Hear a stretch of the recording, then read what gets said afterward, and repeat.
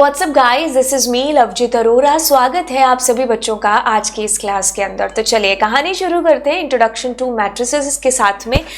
मैं बता दूं कि आप बच्चे हैं क्लास 11th आर्टिफिशियल इंटेलिजेंस के, और हम इससे पहले मतलब ये जो हमारा टॉपिक है ये यूनिट नंबर 5 जिसका नाम है डेटा प्रोसेसिंग, उसके अंदर का ये टॉपिक है। और लगभग हमारी पूरी यूनिट है जिसके मोटे मोटे टॉपिक्स हैं जो ख़त्म हो चुके हैं। हम लोग पूरा प्रॉपर एनसीईआरटी की एक एक लाइन को लेकर के है जो चल रहे हैं। आपका जो सिलेबस है आर्टिफिशियल इंटेलिजेंस एआई का, आपकी जो बुक रेकमेंड करी है सीबीएसई ने, वो बुक के अकॉर्डिंग हम लोग अभी इस टॉपिक पर पहुंचे जिसका नाम है इंट्रोडक्शन टू मैट्रिसेस।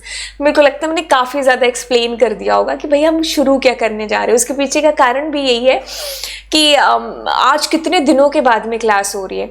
तो मैं ऐसा मान करके चल रही हूँ कि भाई जो बच्चे मुझे कंटिन्यू वॉच कर रहे हैं इस पूरी की पूरी सीरीज़ को, और काफ़ी सारे जो मैं कमेंट भी पढ़ती हूँ कि भाई मैम क्लास ही नहीं आ रही है, अभी क्या हो गया है ना। तो मैं उन बच्चों को भी ये चीज़ है जो एक्सप्लेन कर रही हूँ कि भाई हम वहाँ पर हमने चीज़ें छोड़ी थी और हम वहीं से आगे अपनी जर्नी है जो शुरू कर रहे हैं।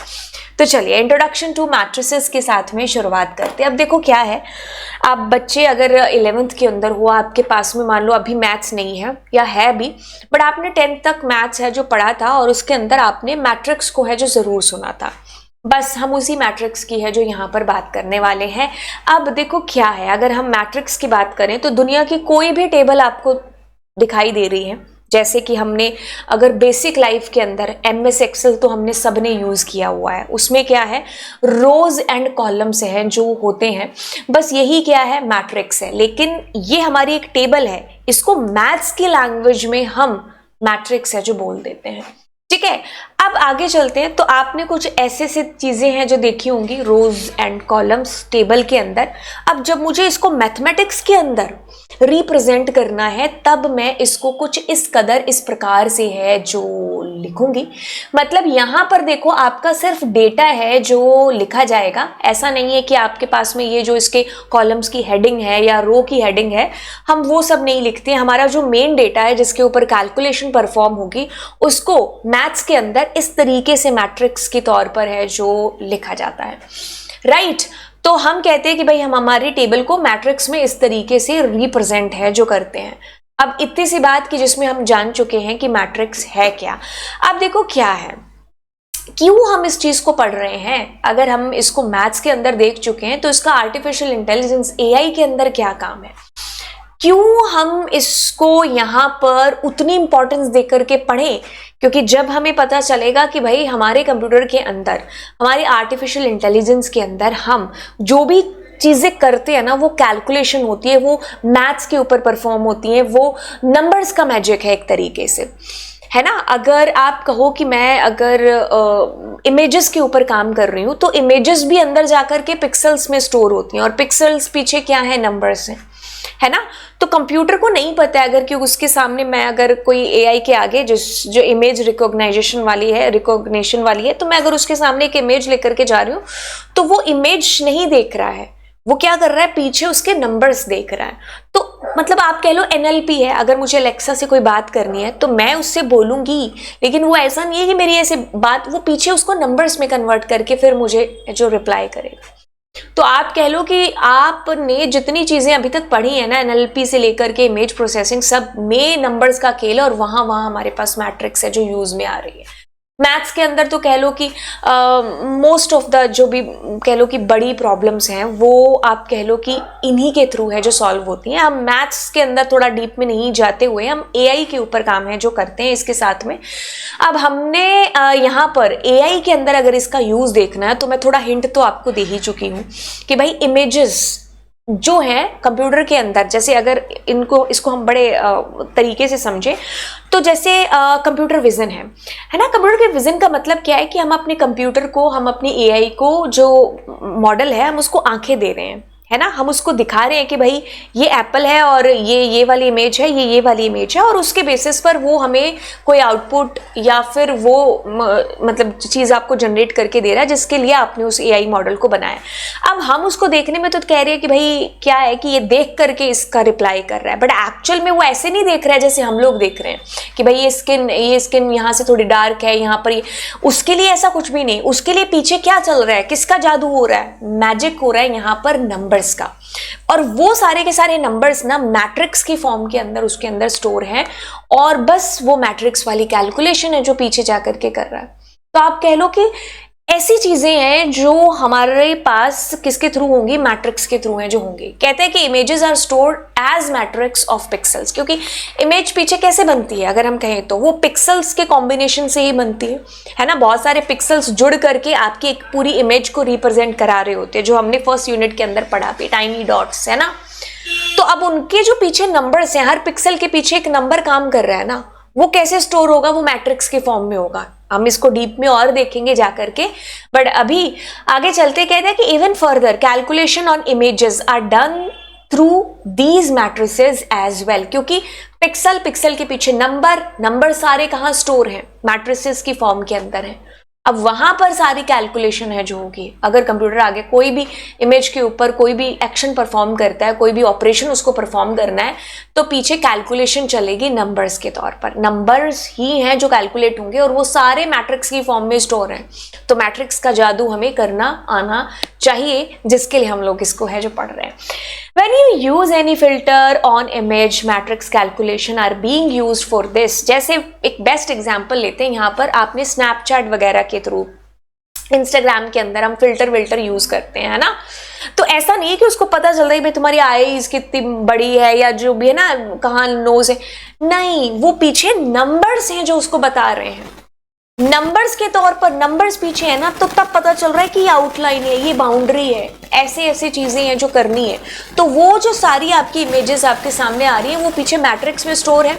तो मैट्रिक्स के अंदर क्या है, नंबर्स हैं। अब नंबर्स के थ्रू क्या होगी, कैलकुलेशन होगी, ठीक है। तो ये ऐसी चीजें हैं जो होती हैं। अब क्या है कि जैसे एग्जांपल ले लिया इसने ब्लैक एंड व्हाइट इमेजेस का, ग्रे स्केल इमेजेस का, है ना। तो कोई ब्लैक एंड व्हाइट पिक्चर है, उसमें दो कलर हैं, ब्लैक और व्हाइट, पीछे क्या चल रहा है, 0 और 1 चल रहा है। कोई ग्रे स्केल इमेज है कि उसमें ब्लैक और व्हाइट की सारी शेड्स ही आ गई, है ना। तो उसमें क्या है, 0 से 255 का मैजिक चल रहा है ना। उसको नहीं पता कि ये ग्रे का कौन सा है, लेकिन ग्रे का पीछे कोई शेड चल रहा होगा और शेड का पीछे नंबर होगा 0 से 255 के बीच में। अब उस नंबर के ऊपर कैलकुलेशन होगी। पूरी कहानी समझो, कितनी इंटरेस्टिंग, कितनी मैजिकल चीज है जो हम यहाँ पर पढ़ रहे हैं। अब आगे चलते हैं। अब जैसे इसके एप्लीकेशंस अगर हम देखें, और सबसे पहला हम इमेज प्रोसेसिंग को समझते हैं। देखो, अगर हम इसको समझे तो कहते हैं कि every digital image is stored as matrix of numbers. मैंने कहा कि हमारे जो एआई है उसको ये नहीं समझ में आ रहा है कि भाई ये स्किन यहाँ से ऐसे नहीं। हम कंप्यूटर की विजन की बात करते हैं ना, तो हमारे लिए तो हम अपने कंप्यूटर को आईज दे रहे हैं, बट एक्चुअल में वो वैसे नहीं देखता है जैसे हम देखते हैं। वो पीछे कैलकुलेशन कर रहा है, नंबर्स के ऊपर कैलकुलेशन होगी, है ना। तो वो जो इमेजेस की आप बात करते हो ना, वो जो पिक्सल्स के पीछे वैल्यूज हैं वो मैट्रिक्स के तौर पर ही हैं जो जाकर के स्टोर होंगे। तो मैट्रिक्स ऑफ नंबर्स आप कह सकते हो, है ना। कहता है कि जैसे कि यहाँ पर देखो कोई ग्रे स्केल इमेज है, ठीक है, जिसमें 0 से 255 के बीच में नंबर्स हैं। अब देखो एक एक इसका पिक्सल पीछे कैसे मैट्रिक्स बना रहा है नंबर्स की।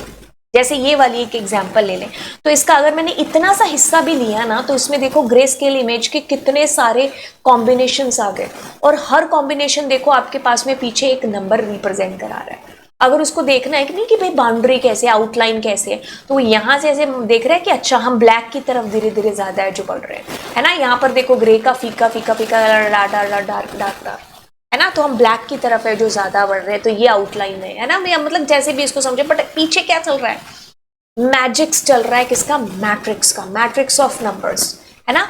तो ये पिक्सल से कि किसका पिक्सल उसके पीछे वैल्यू है। तो बस अगर हम इस ब्लैक और व्हाइट इमेज की बात करें, तो यहाँ पर ब्लैक एंड व्हाइट में तो दो कलर हैं, 0 या 1। अगर मैं इसको दिखा रही हूँ, ये वाली शेप को, है ना, आप इसको देखो, इससे तो बेस्ट तरीके से आपको समझ में आ जाएगा कैसे नंबर्स है। तो देखो ये कैसे नंबर्स चल रहे हैं, है ना। तो इसको इस तरीके से जो है डिनोट किया जा रहा है।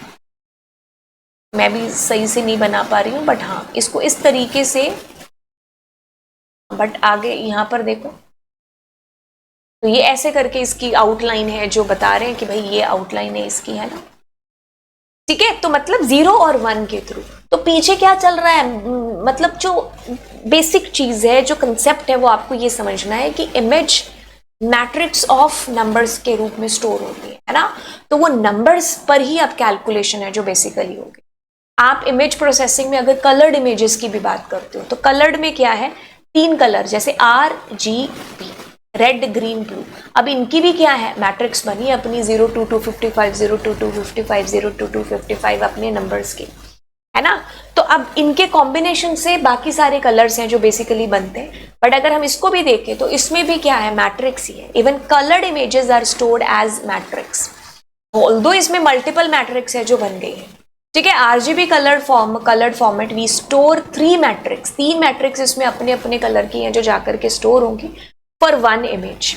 ठीक है, तो अब ऐसे इनसे हम कलर्ड इमेज है जो बनाते हैं RGB कलर से, बट इनकी भी अपनी अपनी मैट्रिक्स है जो स्टोर होगी। अब इनके ऊपर कुछ कैलकुलेशन होनी है तो वो सारी चीजें परफॉर्म होंगी जो मैट्रिक्स के ऊपर परफॉर्म हो सकती हैं।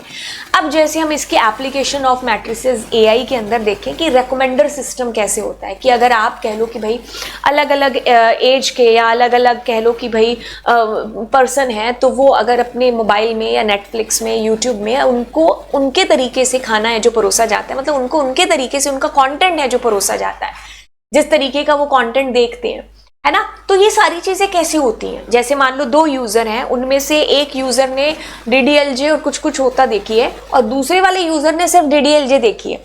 तो अब उसको रेकमेंड होगा क्या कि इसने DDLJ देखी है, तो दूसरे वाले यूजर ने अगर DDLJ के जस्ट बाद में कुछ कुछ होता देखी है तो इसकी भी पॉसिबिलिटी हो सकती है, क्योंकि ये दोनों यूजर सिमिलर से हैं। तो अब वो जो पीछे ये चीजें हो रही है ना, ये सारी नंबर्स के थ्रू ही हो रही है, कैलकुलेशन हो रही है, मैट्रिक्स में ये डेटा जाकर के स्टोर हो रहा है। तो कुछ अगर हम इसको ऐसे देखें तो अब वो जो यूजर है DDLJ के बाद में उसके हाई चांसेस है कुछ कुछ होता देखने के, तो उसको वो रेकमेंड होगा। बट ये चीज हो कैसे रही है पीछे, इतनी जो बेसिक सी कहानी स्टोरी मुझे समझ में आ रही है, कंप्यूटर इसको किस तरीके से कर रहा है, AI इसको किस तरीके से कर रही है, नंबर्स के ऊपर कर रही है। और नंबर्स कैसे, मैट्रिक्स के तौर पर जाकर के पीछे स्टोर है।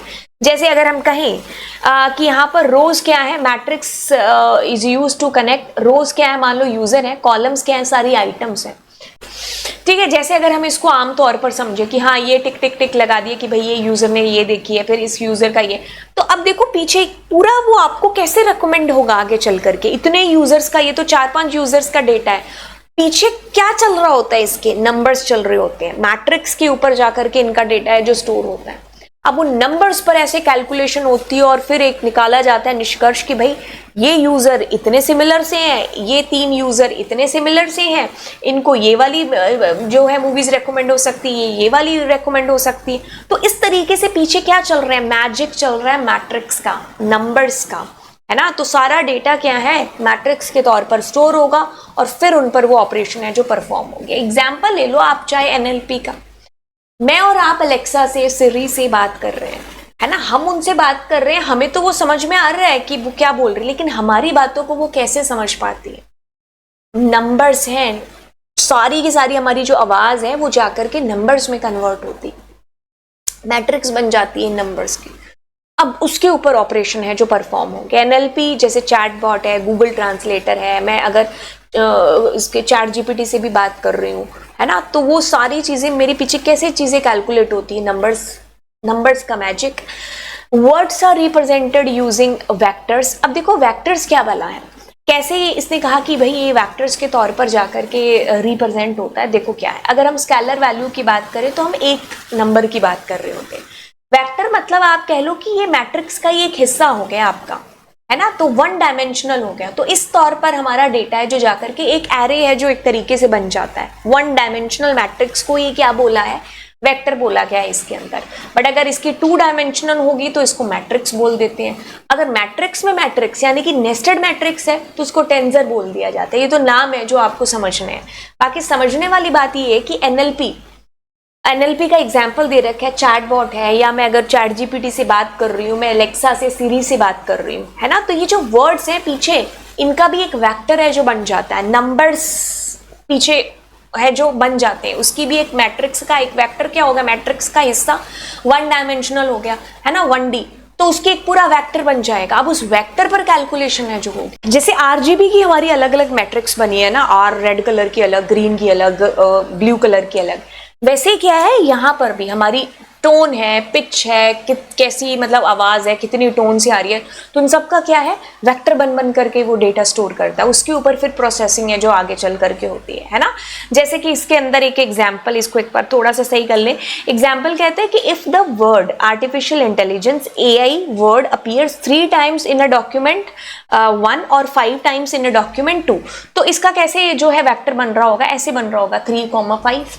ठीक है, तो ये वेक्टर इस तरीके से, अब मैंने कहा कि भाई अगर मैट्रिक्स की बात करें, क्योंकि वेक्टर इसी का एक हिस्सा है, तो 2 डायमेंशनल तो यानी कि मैट्रिक्स, उसके अंदर एक और मैट्रिक्स यानी कि नेस्टेड, तो टेंसर बोलते हैं इसको। आगे चलते हैं, आप देखो हम ऑर्डर ऑफ मैट्रिक्स की बात करते हैं, तो ऑर्डर ऑफ मैट्रिक्स कुछ भी नहीं कि आपके पास कोई मैट्रिक्स है जो दे रखी है, इसमें कितनी रोज है आपके पास, 2 है, कॉलम कितने हैं आपके पास यहाँ पर 4 है, तो यही क्या है, ऑर्डर है, m × n। इसको अब जैसे कि इसी चीज को इसने अलग अलग तरीके से मैंने यहाँ पर जो है करके बता दिया कि जैसे अगर मैं ऑर्डर ऑफ मैट्रिक्स कहूंगी, तो मैंने अगर कहा 2 × 3 मैट्रिक्स, तो यानी कि मैं 2 रो की बात कर रही हूँ, ठीक है, और 3 कॉलम्स की हैं जो मैं यहाँ पर बात कर रही हूँ, तो this is the order of matrix. अब कहते हैं कि नंबर ऑफ एलिमेंट भी इसने इसी को बोला है। नंबर ऑफ एलिमेंट इसने क्या बोला है कि भाई जो आपका ऑर्डर है ना उसको आपस में मल्टीप्लाई कर दो, तो उतने एलिमेंट आपके पास में आपकी मैट्रिक्स के अंदर आ जाएंगे। तो अगर टोटल एलिमेंट्स की बात करूं तो ये सारे एलिमेंट इसने कुछ इस तरीके से एक सेट के तौर पर आपको बता दिए। तो अगर ऑर्डर की बात करें तो 2/3 बोला, तो 2 रो 3 कॉलम। और अगर मुझे एलिमेंट्स का नंबर जानना है, टोटल साइज जानना है, तो आई विल से कि 2 × 3 जितना भी आंसर है, या number of rose multiply column, जो भी हमारा आंसर है वो हमारा नंबर ऑफ एलिमेंट है। ठीक है, अब जैसे कि ये वाली हमारी मैट्रिक्स थी, है ना, तो इसका अगर मैं कहूँ नंबर ऑफ एलिमेंट, तो रोज कितनी है इसकी 2 एंड कॉलम्स कितनी है 3, तो टोटल नंबर ऑफ एलिमेंट्स कितने हो गए 6। उसी को सेट के तौर पर यहाँ पर ऐसे बता दिया। अब देखो नोटेशन एलिमेंट्स की, कि अगर मैं मान लूँ कि कहूँ कि भाई मेरे को इसको जानना है, या इस एलिमेंट का मेरे को एड्रेस देखना है कि भाई ये कहाँ है, मतलब अगर इसके साथ मुझे काम करना है तो ये कैसे करता है। सबसे पहले तो आप देखो कि इस एग्जाम्पल को लो, इसको मैं थोड़ा सा इधर कर देती हूँ अगर ये मेरे पीछे नहीं छुप रहा है तो। सुनो, अब काम है जो किस तरीके से होगा, सेकेंड सी, मैंने कहा नोटेशन, ये I और J, ये क्या खेल है, I मतलब रो का नंबर है, J मतलब कॉलम का नंबर है। तो मतलब अगर मैं कहूं तो ये साइड आपकी I and this is J। ठीक है, अगर मैं इसको बोलूं तो ये क्या है 1 2 3, एंड इसको भी ले लो 1 2 एंड 3, तो इधर से इसका 3 और थर्ड मतलब रो एंड 1 नंबर कॉलम। अगर मैं इसकी बात करूं तो कौन सी रो है 2 एंड कॉलम कौन सा है 2, तो 2। तो ये क्या है, ये सबस्क्रिप्ट के तौर पर ऐसे लिखे जाते हैं। ठीक है, तो अगर मैंने कहा रो 1 एंड कॉलम 1, तो यानी कि मैं इसकी बात कर रही हूँ। ठीक है, तो बस ये ऐसे इसको डिनोट करते हैं। बाकी आपकी एनसीईआरटी में भी कुछ ऐसे ही दे रखा है, ऑर्डर मतलब रोज एंड कॉलम्स का मल्टीप्लाई, टोटल एलिमेंट मतलब रोज बाय रोज मल्टीप्लाई कॉलम, ऑर्डर हो गया। अगर टोटल है तो उनका प्रोडक्ट कर दो आप, ठीक है, तो वो आपके पास टोटल एलिमेंट है। हर एलिमेंट को आप कैसे आइडेंटिफाई करोगे, सुपर ये सबस्क्रिप्ट लगा करके, जो भी एलिमेंट है सबस्क्रिप्ट, ये रो का एड्रेस, ये कॉलम का। ठीक है, तो अगर एक हमने यहाँ पर बनाया एक मैट्रिक्स अगर हमने ली, तो इसमें रोज कितनी है आपके पास में 2 रोज है ना। तो हम बनाएंगे तो वैसे इसी का ही मैट्रिक्स, हमारे पास कुछ मैट्रिक्स ऐसे बनेगी 2 4 6 8 10 एंड 12, 2 रो हैं और 3 कॉलम है इसके अंदर। तो ये क्या हो गया, ऑर्डर हो गया इसका। टोटल एलिमेंट बना लिए तो हमने 6 हो गया। अगर मुझे इसका एड्रेस जानना है तो मैंने कहा 1 2 1 2 3, तो हम कहेंगे 2 कॉमा आपके पास 2 है ना, तो ये इसका एड्रेस हो गया, या इसको ऐसे डिनोट करेंगे। ठीक है, अब देखो कुछ ऑपरेशंस परफॉर्म करते हैं इसके ऊपर। एडिशन ऑफ मैट्रिक्स, अब क्या है कि इसका एक रूल है एडिशन परफॉर्म करने का। ये कहता है कि मैं एडिशन परफॉर्म करूंगा ना मैट्रिक्स के ऊपर, तो जिन मैट्रिक्स के को आप ऐड कर रहे हो उनका जो साइज है, ठीक है, नंबर ऑफ रोज या कॉलम्स हैं जो उसके अंदर वो क्या होने चाहिए, सेम होने चाहिए, तब मैं जाकर के ऑपरेशन परफॉर्म करूंगा। जैसे कि आपकी क्या है मैट्रिक्स 1 है, ये आपकी क्या है मैट्रिक्स 2 है। अब ये क्या करेगा, इसका पहला वाला उठाया, इसका ये उठाया, तो इन दोनों को आपस में जोड़ दिया, फिर इसने इसको उठाया और इसको उठाया, इन दोनों को आपस में जोड़ दिया, इसकी ये वाली सीट एंड ऑब्वियसली ये वाली सीट एंड दोनों को जोड़ दिया। यहां पर भी यही चीज हो रही है, दोनों को जोड़ दिया। तो इसका रूल है कि भाई दोनों का जो साइज है ना दैट मस्ट बी सेम, जितनी इसमें रोज है उतनी इसमें रोज, जितने इसमें कॉलम्स उतने इसमें कॉलम्स होने चाहिए, तभी आपका एडिशन है जो बेसिकली होगा। एग्जाम्पल के तौर पर फिर से देखते हैं, तो ये 3/2 की मैट्रिसेस हैं आपके पास में। अब देखो कैसे ऐड होंगी। अगर मैं कहूं यहां पर, तो हाई इसने 3 एंड 6 इन दोनों को ऐड किया, ठीक है, फिर आपकी एक नई मैट्रिक्स बन गई होगी, राइट। अब इसने क्या किया, इनको एंड इसको किया, तो आपके पास यहां पर आया ये। अब इसने क्या किया, 4 को एंड 5 को, तो आपके पास कितना आया 9। अब इसने क्या किया, -1 एंड +9, तो आपके पास में क्या आ गया 8। अब क्या किया, दोनों आपस में जुड़ करके यहां पर आ गया होगा, फिर ये दोनों आपस में जुड़ करके यहां पर आ गया होगा, ठीक है। तो इस तरीके से सेम होना चाहिए इनका जो भी आप कह लो साइज है, रोज एंड कॉलम्स सेम होंगे तभी ये ऑपरेशन परफॉर्म होगा। जैसे अब आगे इसने इसी को है जो सॉल्व करके रखा, ठीक है, इसी को सॉल्व भी है जो यहां पर कर दिया कि ए मैट्रिक्स भी, तो कैसे इसने दोनों को जोड़ा, इसको और इसको, देन इसको और इसको, ठीक है। तो ऐसे आपका एडिशन हुआ। अब जब सब्ट्रैक्शन की बात करते हैं तब भी ये रूल आपके पास अप्लाई होता है। अब इस रूल के अंदर क्या है, ये ही रूल है कि भाई इधर और इधर, अब ये माइनस है जो होंगे सेम होना चाहिए साइज भी यहां पर इसके दौरान भी। अब इसको करके देख लेते हैं। सपोज कि we have this matrices and अब इसमें क्या करना है, दोनों को माइनस कर रहे हैं, तो आप देख लो -2 -1 आपके पास में है ना। तो ये कैसे होगा आपके पास में, -2 +1 तो -1 आ गया। हाँ जी, वही है बेसिक से जो हमने क्लास 10 तक किए, जोड़ घटाव कर रहे हैं और क्या कर रहे हैं, 1 एंड 3, तो आपके पास -2 आया, तो आपके पास 4 आया, ठीक है। तो काम ऐसे हो रहा है आपका। अब आगे चलते हैं, कहते हैं कि ट्रांसपोज, इसके अंदर क्या समझना है आपको, ट्रांसपोज का बेसिकली क्या है कि रोज आपकी कॉलम्स बन रहे हैं, कॉलम्स आपके रोज बन रहे हैं, ठीक है। तो ये चीज है जो इसके अंदर हो रही है। जो भी आपकी मैट्रिक्स है ना, बस क्या हो रहा है, रोज कॉलम्स में, कॉलम्स रोज में कन्वर्ट हो रहे हैं। जैसे कि इसी एग्जाम्पल को समझ लेते हैं, इसको अच्छे से समझ में आ जाएगा। जैसे कि आपके पास 3/2 का एक ऑर्डर है मैट्रिसेस का। अब क्या है कि मैं यहां पर ये जो मेरी रोज थी ना, अब ये यहां पर ऐसे कॉलम्स बन चुकी हैं, ठीक है, ऐसे आपकी रोज बन गई, ठीक है। तो अब ये 3/2 2/3 हो गया। This is what transpose. बस इतनी सी चीज थी जो हमें यहां पर करनी थी। बहुत छोटा सा टॉपिक था आपके पास मैट्रिसेस का दिया हुआ। अगर आप इसको समरी के तौर पर देखें ना और कहें कि भाई ये हमने एडिशन, सब्ट्रैक्शन, ये सारी चीजें हम कर क्यों रहे हैं, क्यों किए हमने, ये क्यों सीखी, कहां पर जाकर के रियलिस्टिक अगर हम देखें तो कहां पर रियल लाइफ में ये चीजें हैं जो परफॉर्म होंगी, ये वही परफॉर्म होंगी जिनको हमने अभी तक पढ़ा है। कि जैसे हमने एनएलपी पढ़ लिया, इमेजेस पढ़ ली, है ना। तो इनके अंदर ये जो ऑपरेशन आपने परफॉर्म किए ना, दो मैट्रिक्स को कैसे जोड़ रहा है, कैसे घटा रहा है, ट्रांसपोज कर रहा है, तो ये ऐसे वहां उन इमेजेस के ऊपर अगर हमें कोई एक्शन परफॉर्म करना है, कुछ ऑपरेशन परफॉर्म करने हैं, मैं फोटो भी अगर खींच रही हूँ स्नैपचैट के थ्रू या इंस्टाग्राम वगैरह के थ्रू, है ना, तो वो जो एक्शन परफॉर्म हो रही है ना, अंदर जाकर के क्या हो रही है, ऐसी कैलकुलेशन हो रही है, क्योंकि हमारी इमेजेस हैं किसमें है, नंबर्स, किसमें है, मैट्रिसेस के अंदर जाकर के स्टोर है वो नंबर्स। अब उनके ऊपर अगर जोड़ घटाव करना है तो वो ऐसे परफॉर्म होगा जैसे अभी हमने देखा, है ना। अगर मैं एनएलपी है, मैं एलेक्सा से बोल भी रही हूं, तो क्या टोन है, क्या पिच है ना, आवाज की, उसके वेक्टर बन करके उसके पास जाएंगे और वो प्रोसेस है जो होंगे, ठीक है। और उनके ऊपर फिर कैलकुलेशन है जो परफॉर्म होगी, राइट। तो ये इस तरीके से आपका मैजिक है जो होगा मैट्रिसेस का। बाकी आपके पास बहुत ज्यादा डीप में नहीं था, आगे चल करके आप कभी आपके पास आएगा तो आप बेसिक तो यहीं से है जो लेकर के जाओगे। एंड बस फिर मिलते हैं आपको अगली क्लास के अंदर।